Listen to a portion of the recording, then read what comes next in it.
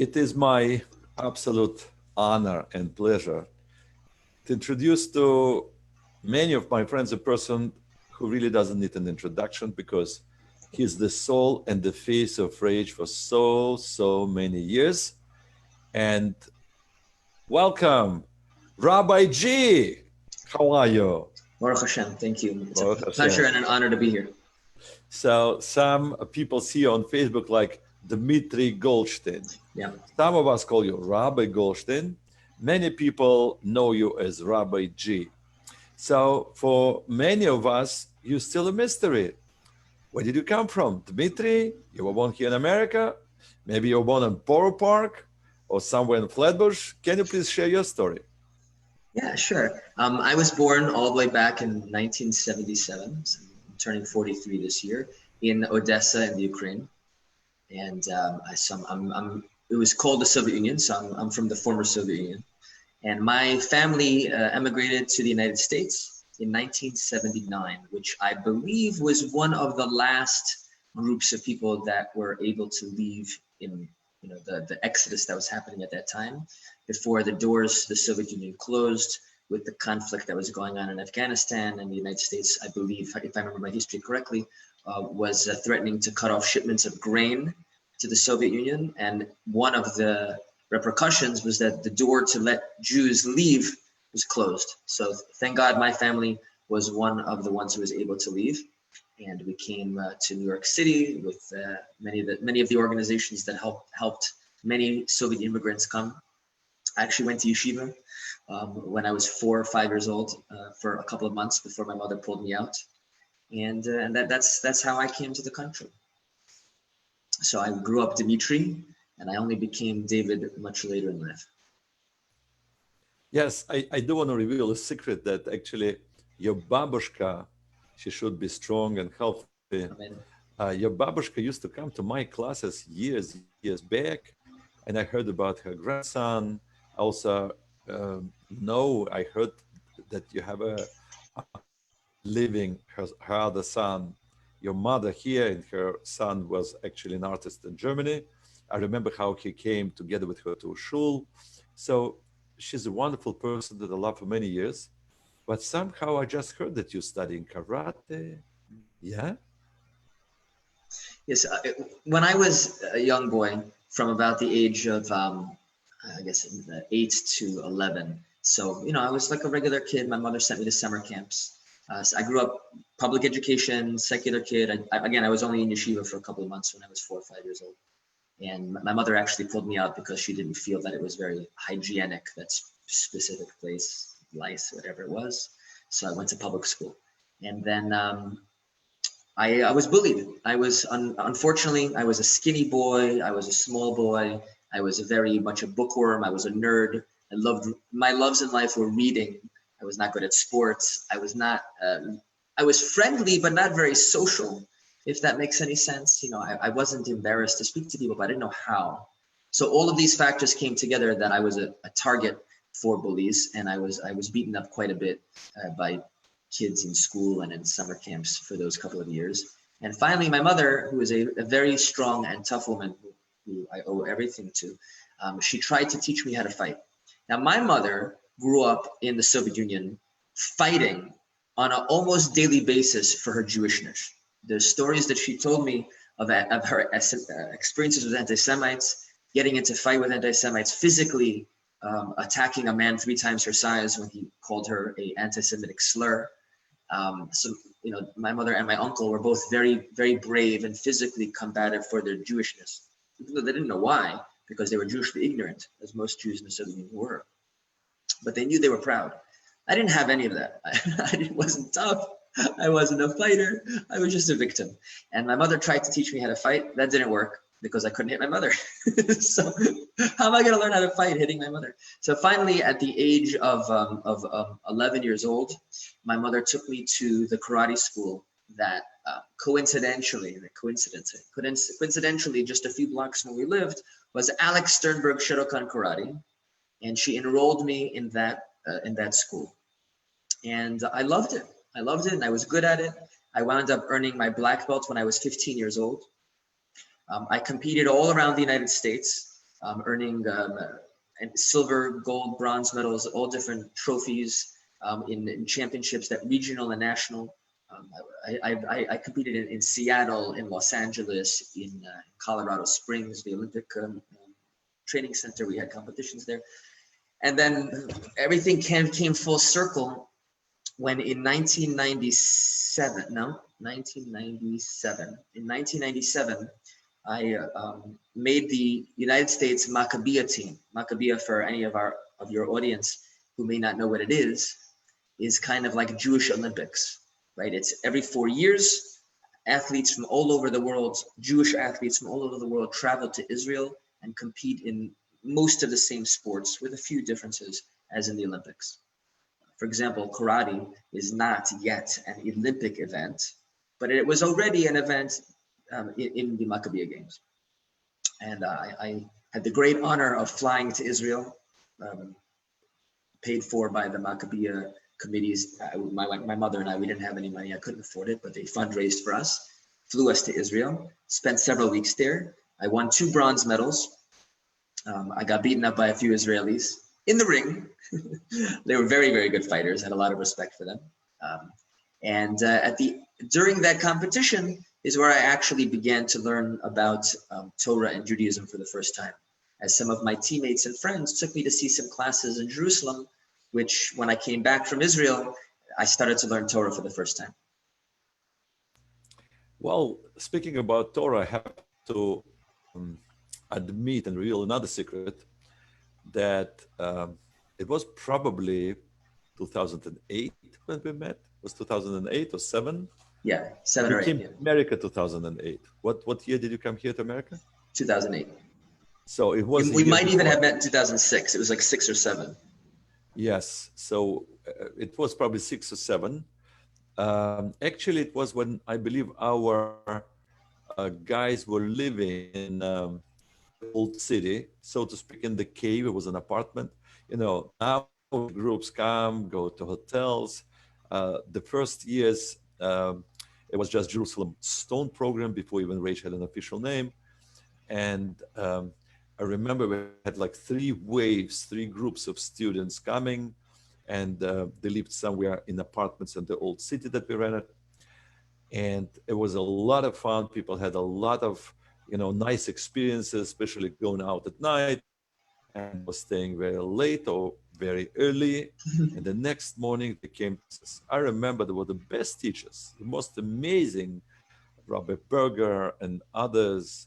And our students just put the sunglasses on their eyes and they were sleeping through. So whatever the rabbis were telling them, just probably under, how to say, it's subconscious. Yeah. It was probably observed by their subconscious minds. And suddenly there is a new person comes with special energy.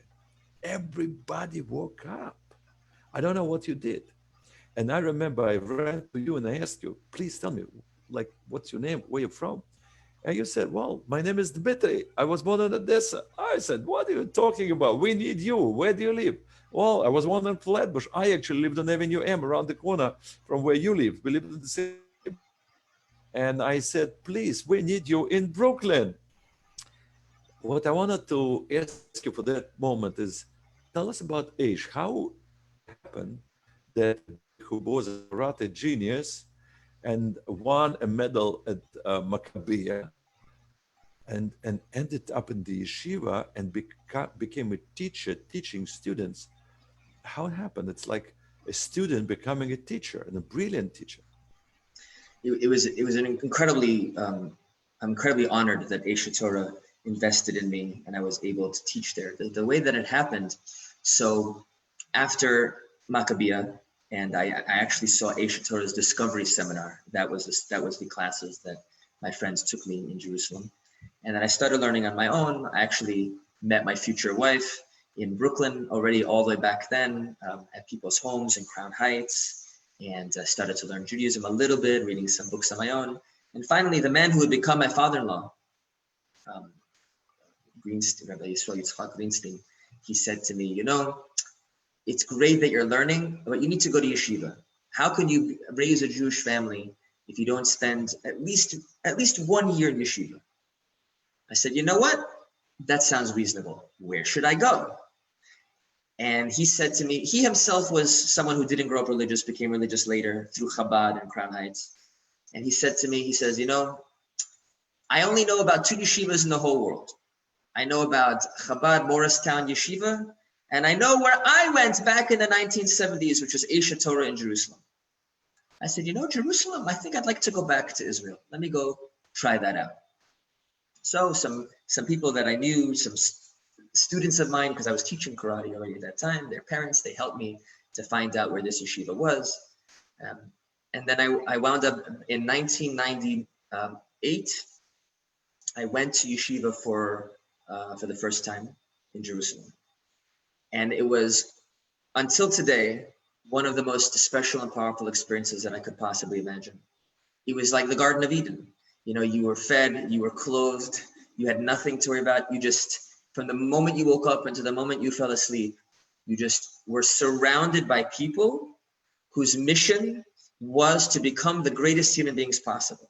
We talked about philosophy and history and the Torah and 50 different angles of Torah, Kabbalah and Hasidus and Musar, character development, the 5 books of Moses, the Chumash, right, the Talmud, the Mishnah, and everything. It was people that surrounded you who were like, how can I be more truthful, more honest, more loving, more giving? And none of us thought we were perfect, quite the opposite. We all understood that we were very flawed human beings that were on a struggle together. And people sometimes say, you know, don't take the time that you had in yeshiva for granted because you'll never have it again. And I can say that it's definitely true. It's a once in a lifetime experience. And I wound up spending from 1998 until 2006. I was honored to be a student at Esha Torah. And then in 2006, I began to look into teaching. I said, I want to share the ideas that I've spent all these years learning and incorporating.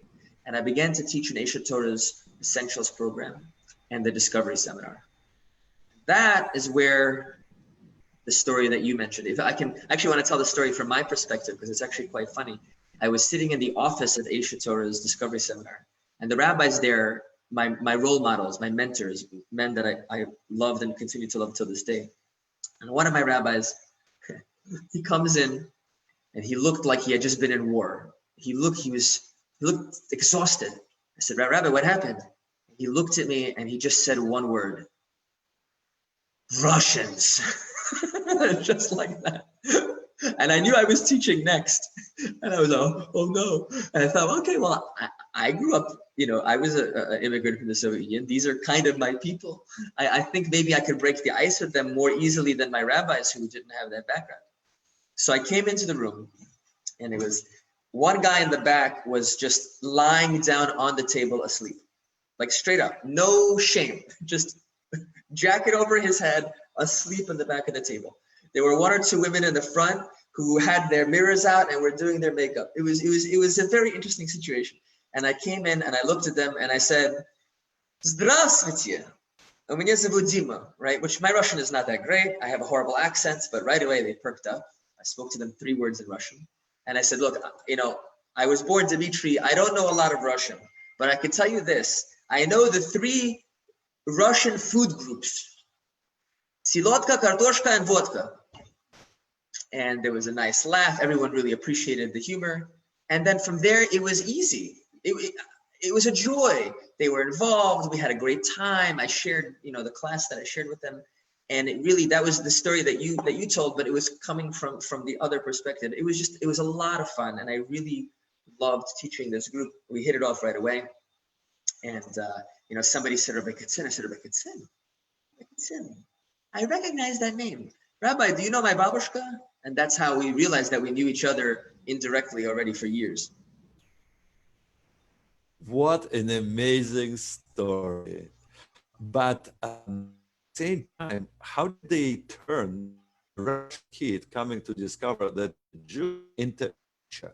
Why did they, or you initiated, like how suddenly they actually entrusted you in giving classes? Because how was your experience in teaching?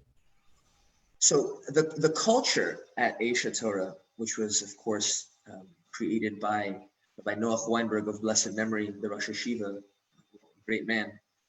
His attitude was that if you learn Aleph, Beis, Gimel in the morning, you should be teaching Aleph, Beis, Gimel to people who don't know it in the afternoon. He said, he used to say all the time, he said, if you were in Europe in 1943, 1944, and you saw a train going towards this town called Auschwitz, and you saw Jews getting on this train, and if you could do something, if you could warn them, if you could try to help them to get off, you didn't, you did nothing. He says, this is obviously,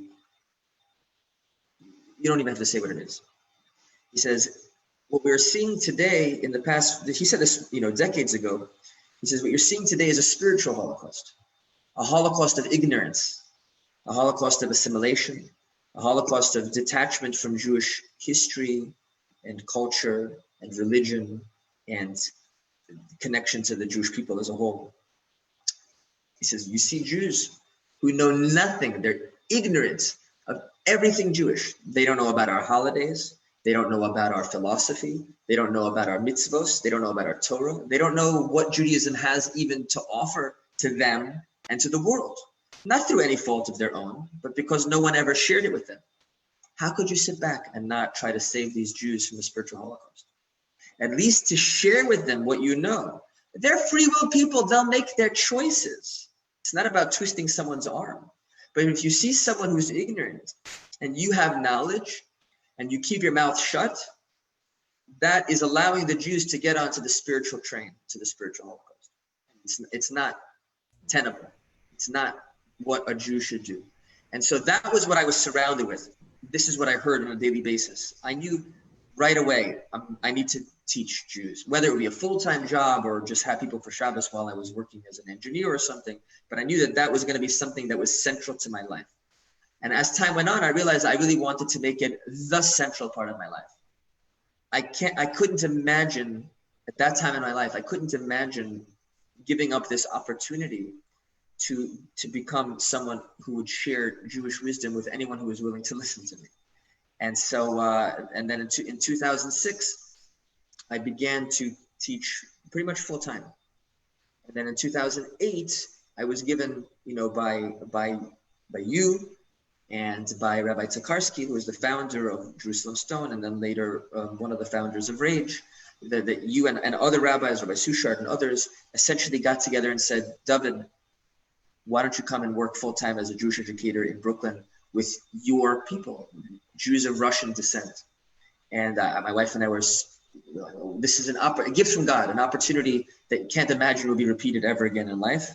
And I'm super happy to say that we jumped on that opportunity. And through ups and downs and roller coaster rides, but whether you're aware of, we eventually were able to come to New York. And now I've been here since 2008. Now this is the 12th year of working in Jewish education with the Russian community in the tri-state area, and now expanding throughout America and the world. And I couldn't be happier. And actually taking us to the stars. That is why we see the stars behind you. You're taking us to the stars. Tell me, you mentioned about something an engineer. After high school, went to college? Yeah, I went to an engineering school. I went to Polytech University in downtown Brooklyn, just across the river from Manhattan. I was going to be a software engineer or computer programmer. I think it was just going to be a programmer. When I was in school, the school was basically all Russian Jews and Chinese, like 40% and 40%, and 20% everyone else. And all the Russian Jews were there to be programmers. Programming was big at the time. It still is, obviously. Software runs the world. And a lot of people thought that this would be a great field to make money, as I did as well. And I actually was on the way to becoming a programmer when I competed in Israel. And at that point, I had a very big decision to make.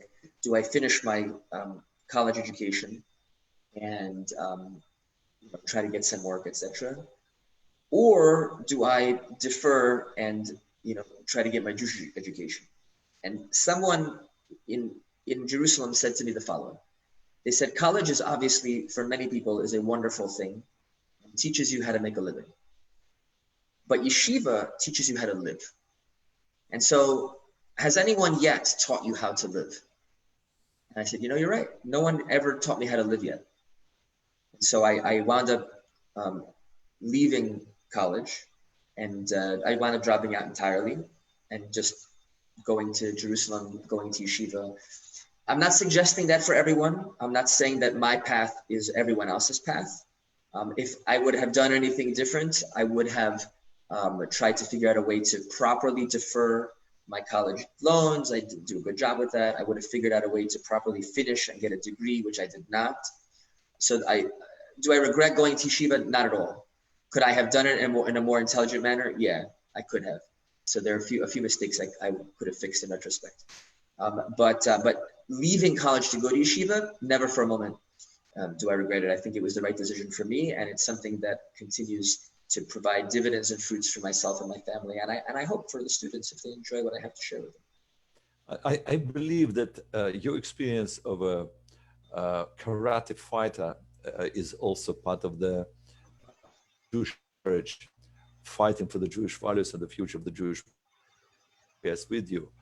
And even your college education, the intelligence, understanding science, teaching codes and teaching science, these topics, basically moving very often be more educated and the professionals sitting in your audience. And I have to say that you have an amazing, very unique gift of teaching few hundred people in the room, 2, 3, 4, I don't know, endless amount of people in the room, where usually a teacher would be scared to death even on stage and saying, what can I do with this amount of people? And you uniquely have a gift of controlling, inspiring, and even entertaining these crowds of people. What's the secret? How can you talk to these amounts of people? I really think what it comes down to is just the stuff that I'm sharing with the audience is something that excites me enormously. Listen, if I'm going to be an objective observer of myself, without any hopefully ego or false modesty, just like a purely objective observer, I think I was clearly born with some talents and in being able to communicate ideas, to take things that are complex and large ideas and break them up into their component parts and share them in ways that are intelligible to people that may not have been exposed to those ideas previously. And thank God in yeshiva we had public speaking courses, and I learned from great rabbis and educators on how to do that in addition to inborn talents. And all that's great, but that's all number two. Number one is just, I love this stuff. I love reading about it. I love thinking about it. I love talking about it. I love explaining it. I love being challenged on it. I love when people ask me questions and I can explore ideas in nuanced, subtle levels that maybe like a general audience would not have asked. It's just, and I think that excitement, I don't have a poker face. I don't know how to hide my emotional experience. And so I think because it's so exciting to me and I love it so much, and I love sharing it so much. So I love the topics and I love sharing and explaining the topics. And I think that flows out. And I think the audiences generally feel that. They feel like, oh, like the speaker is enjoying this material. So they're drawn into enjoying it as well. Part of it is just, I have a little bit of an irreverent sense of humor. Yes. It's a little, I don't have a sarcastic or cynical sense of humor. My sense of humor tends to be, I don't know if silly is the right word. It's irreverent. It's funny. Yeah. You're funny. Yeah, You're funny and entertaining. And that's what really, you win the audience with a joke. As you said, even in Jerusalem, when we came in, the first joke you made about 3 kinds of food, I remember sitting there. They were like, wow, they didn't expect that from a rabbi, coming to teach Torah, right? And they very, deeply related to especially third category of your foods, which is a drink, on that trip specifically. So it was unbelievable experience. And I know every time I'm with you on the trip or with you in the room, it's such a positive energy. It's such a joking, you have wonderful talent of sharing a joke with people laughing. Tell me something. And I know you teach and you teach many classes, many people. Did you learn something from them? And if I would ask you, what did you learn 12 years here in America, or even 2 previous years in Israel? What did you learn from these unaffiliated Jews, and specifically from Russian Jews that come from zero background? Did they teach you something? Yeah, absolutely. I think that, Rav Noach, my Rosh Hashiva, he used to say, and it's one thing to hear him say it, but the students are the ones who really taught it to me. He said, if you speak with people, you can't possibly be bored, because human beings are the most fascinating creatures in the universe.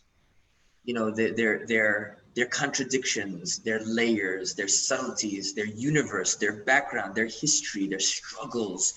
And if you pay attention to people and you listen to what they ask, how they ask, why they ask, it opens up an entire universe, a spectrum of humanity that is so fascinating and so interesting, and will teach you infinite lessons. And I found that hearing it from my rabbi, I said, of course, he is correct, but then actually experiencing it with the students. And like last week, we were on Instagram, and one of our students, I was having a conversation with her on this live Instagram.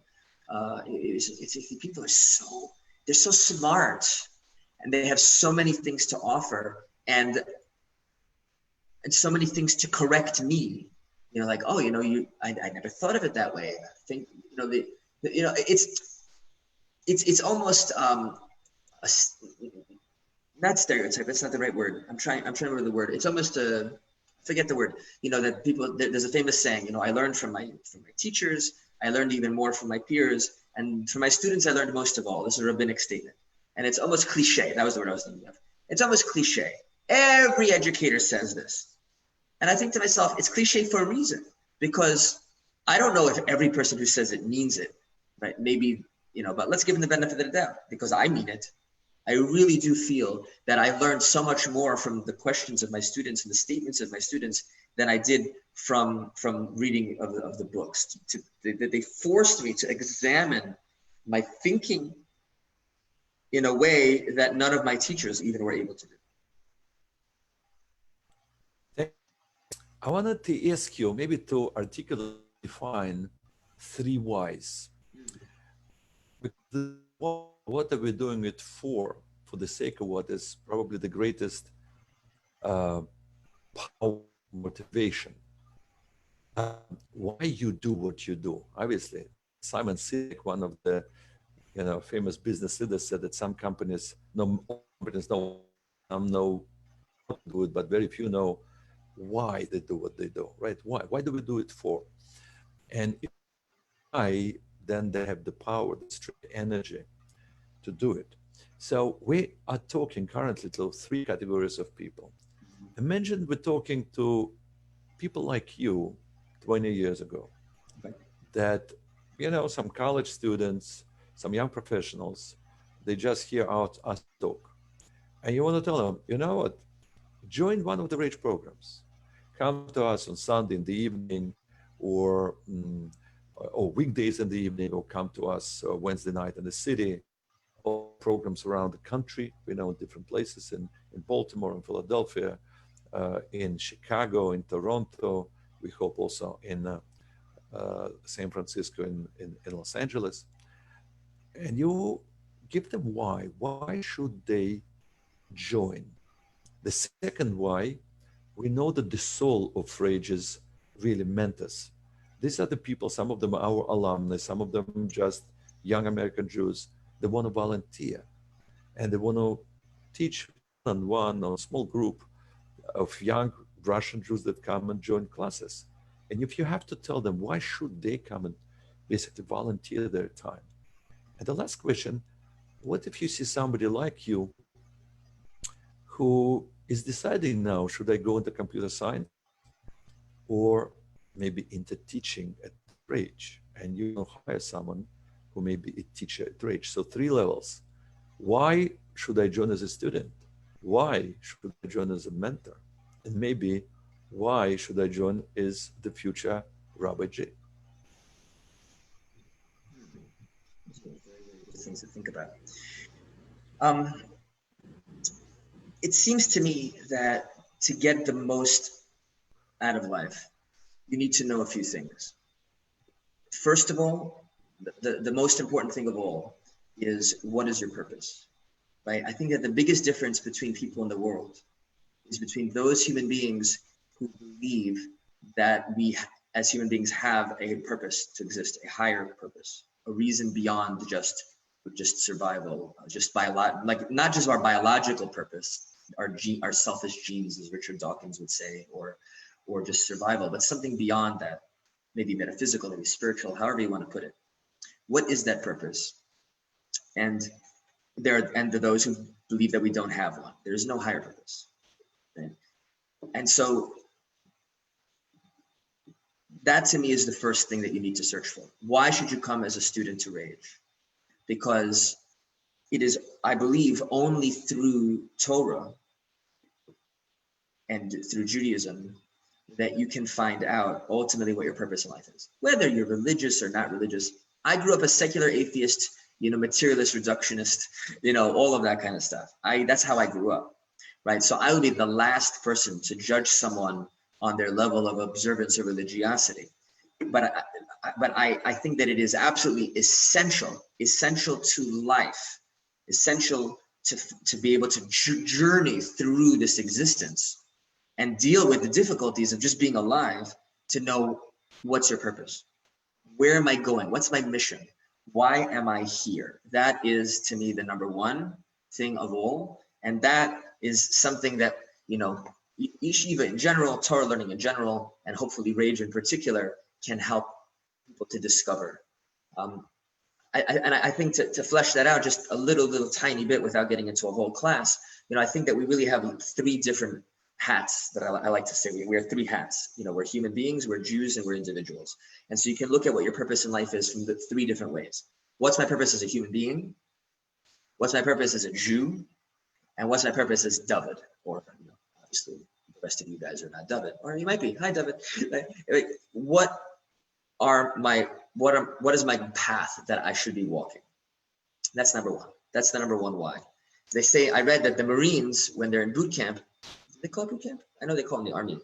The Marines, when they're training, they teach the Marines, the young up and coming Marines, that when things get difficult, to ask themselves and their buddies, what's your why? Figure out your purpose, right? Which is, of course, that's what you're asking, rabbis. You're asking the different whys. So I'm saying that the number one why is to find out why.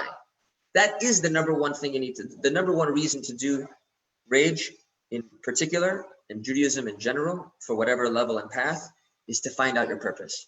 Because with that, everything else comes into context. Where do you live? Who do you marry? What job do you have? What are you going to do with your life? All has to be in the context of what's your purpose of life.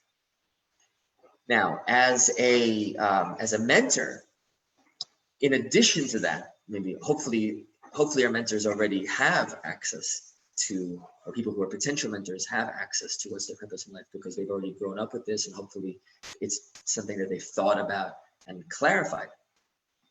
But as a subcategory of that, maybe a matryoshka doll, right? Now you pull the matryoshka doll back, the little Russian doll, and you peel inside, like what's next? You say, okay, so now no man is an island. Is it enough to sit on your own, having this great treasure of purpose and the meaning that comes along with it, and the joy and the serenity, right, of mitzvah, of Torah, of purpose and meaning, and then to see the masses of Jews who have not yet had the merit to have been exposed to those ideas and to not do anything? It seemed to me very difficult. And so why would I say a person should come to be a mentor? It's just because you need to share. Every human being wants deep down to share of what their goodness is. If you're wealthy, you want to share with your money to other people. If you have wisdom, you want to share your wisdom. If you have direction, you want to share with others how to have the proper direction. Yeah, there's lots of things we have to talk about, not to be judgmental and not to be egotistical, and all of that is, very, very, very important. But as a first principle, you'll get so much more out of your own life by sharing with others and in a proper way. That's why the rabbis teach us. I know that the Rambam, Maimonides, he says in the Mishnah Torah that the core central idea of all of Torah is Kiddush Hashem, right? Is sanctifying God's name. And I think that a subcategory of sanctifying God's name is introducing people who are ignorant to wisdom, to showing them about God, about Torah, and giving them the opportunity to make actual free will choices. People sometimes say, well, don't you feel like you're taking away people's choice in life because you're sharing with them these and these? So yeah, if you think ignorance is bliss, if you think by being ignorant and knowing nothing, now I'm free, but we all know that it's not true. We all know that a person that has a bottle of poison but thinks that it's water and then drinks it, well, I was free because I was ignorant. That's stupid. It's absurd, right? If you tell them, oh, that's poison, now they can decide, oh, maybe I'll drink it, maybe I won't. Now I know. So it's the same thing that we do when we educate and share Torah and its wisdom with our students. So that's why that's what I would say to people who be potential mentors. Now, in terms of if I was talking to people like me and I was discussing with them, should you be a professional, make a living, hopefully make some money, or should you get involved in Jewish education, which it's not known to be a lucrative field, right? So people don't become Jewish educators for a luxurious, wealthy lifestyle. Hopefully they'll make a living, thank God. Thank God. God has blessed me through first Asia, now Rage, with being able to support a family, and I'm thankful every single day. But I didn't join this field to make a lot of money, and I don't think anybody does.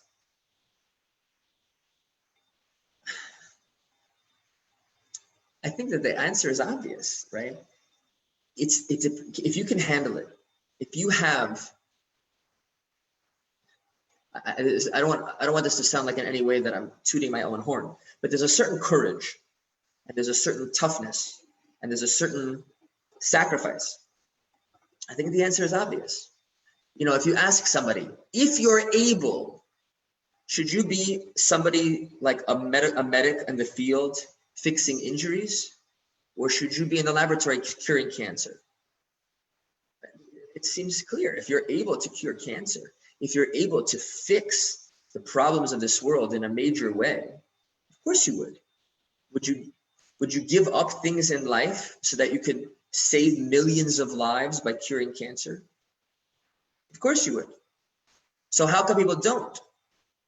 Because they don't think they can, because they're not willing to sacrifice the things that would be necessary to put themselves in that position, because they're afraid. It is scary. It is scary. But I think that if you have the courage, I think the answer is obvious, that you have to make your own calculation. I don't want anyone coming back to me later and said, I tried to do like you and I'm not being successful, so I blame you. So you have to take your own life into your own hands. You have to make your own calculation. But if you're able to go and do the big thing, and Jewish education is the big thing, then you should get up, put on your big boy pants, as they would say, no sexism intended, and go do what's really meaningful in the world. This is really unbelievable in the way it speaks to your Rabbi's words about the Holocaust. He spoke about 1943, 44, right? You mentioned before. And my teacher in Moscow, Eliyahu, basically spoke the same language. When I joined, remember my story, usually share it with leadership program the first day. When I asked to join the class, he says, I teach only teachers. I said, why? Because we live in a country and in a communist regime that conducts cultural genocide.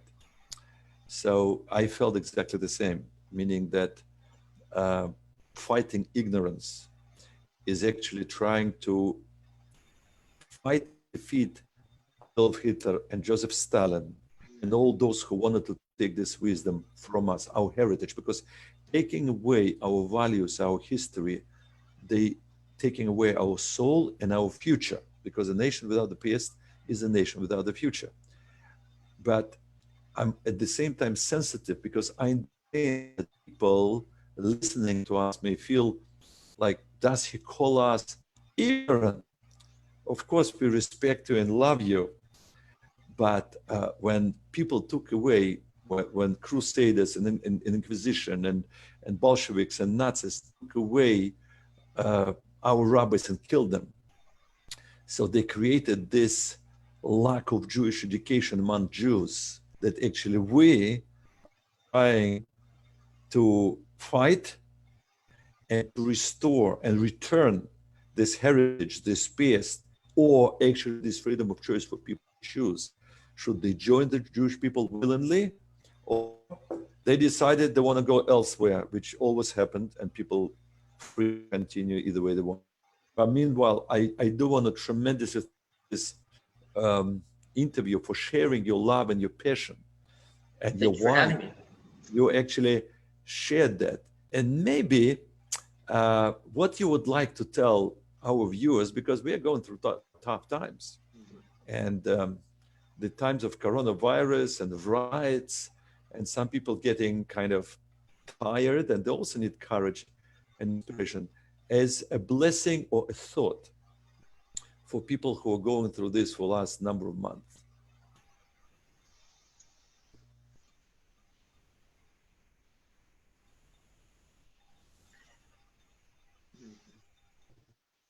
It's an interesting question. I think I'd like people to tell me something.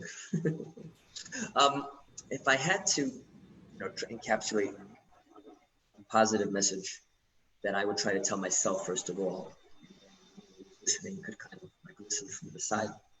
There was a famous story that probably most people have heard, where they asked the philosophers. They said, "Can you tell us, a proverb that is appropriate for any circumstance? No matter what's happening, this proverb is appropriate." And the philosophers answered, "This too shall pass." Right? Like everything passes, everything changes. We have always had ups and downs in our history. People sometimes say, "Oh, it can't get any worse." And I say, well, you can only say it can't get any worse if you're absurdly ignorant of Jewish history, right? It has been a lot worse, much worse than it is right now. But it could get worse, but it could also get better. Things change, and we need to. The only long-term solution that I can see to serenity, to not being tossed emotionally from rock to rock by the waters in these turbulent times, is by accepting that the only thing that doesn't change is the infinite creator. As the prophet says in Malachi, "Ani Hashem lo shaniti." He says, "I am the infinite, I don't change." Everything else does. Life changes. People lose jobs, people gain new jobs, people get sick, people get healthy, people die, people are born. The world has troubles, the world has moments of things going well. And so if we have to divorce our emotional and well-being from the need for control and security and changelessness in the world that we live in.